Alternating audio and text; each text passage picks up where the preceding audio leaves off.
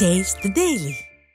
உலக மாற்றுத்திறனாளிகள் தினத்தை ஒட்டி அதிமுக பொதுச் செயலாளர் எடப்பாடி கே பழனிசாமி வாழ்த்து தெரிவித்துள்ளார். டிசம்பர் 3ஆம் தேதி சர்வதேச மாற்றுத்திறனாளிகள் தினத்தை ஆண்டுதோறும் கடைபிடிக்க ஐக்கிய நாடுகளின் பொதுச்சபை அறிவித்தது. இந்த நிலையில் அதிமுக பொதுச் செயலாளர் வெளியிட்டுள்ள வாழ்த்து பதிவில், வாழ்க்கையில் ஒவ்வொரு நிலையிலும் இன்னல்களை சந்தித்து உயரும் ஒவ்வொருவருக்கும் மிக சிறந்த உதாரணமாய், தன்னம்பிக்கையின் அடையாளமாய், உலகை மாற்றும் திறன் கொண்ட மாற்றுத்திறனாளி பெருமக்கள் அனைவருக்கும் மனமார்ந்த வாழ்த்துக்களை தெரிவித்துக் கொள்கிறேன் என குறிப்பிட்டுள்ளார்.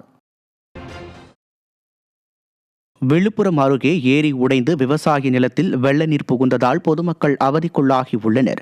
கண்டமங்கலம் தாலுகாவில் உள்ள பூவரசன் குப்பத்தில் உள்ள மோச்சக்குளம் சின்னக்குப்பம் ஏரி தொடர் மழை காரணமாக நிரம்பியது.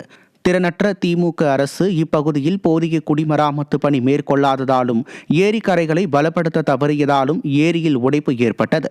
இதில் இருந்து வெளியேறிய வெள்ள நீர் சிறுவந்தாடு பூவரசன் குப்பம் செல்லும் சாலையை முழுவதுமாக மூழ்கடித்ததுடன் அப்பகுதி விவசாய நிலங்கள் மற்றும் குடியிருப்பு பகுதிகளில் புகுந்ததால் பொதுமக்களின் இயல்பு வாழ்க்கை பாதிக்கப்பட்டுள்ளது.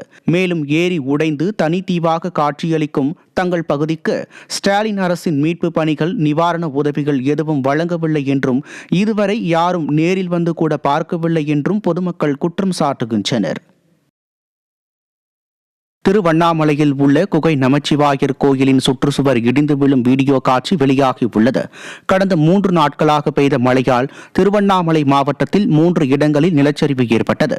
வஉசி நகரில் பாறை மற்றும் மண் சரிந்ததில் 7 பேர் உயிரிழந்தனர். இந்நிலையில் அண்ணாமலையார் கோயிலின் பின்புற மலையடிவார குகை நமச்சிவாயர் கோயிலின் சுற்றுச்சுவர் மழையின் போது இடிந்து விழும் வீடியோ காட்சி வெளியாகி பொதுமக்களிடையே அச்சத்தை ஏற்படுத்தியுள்ளது.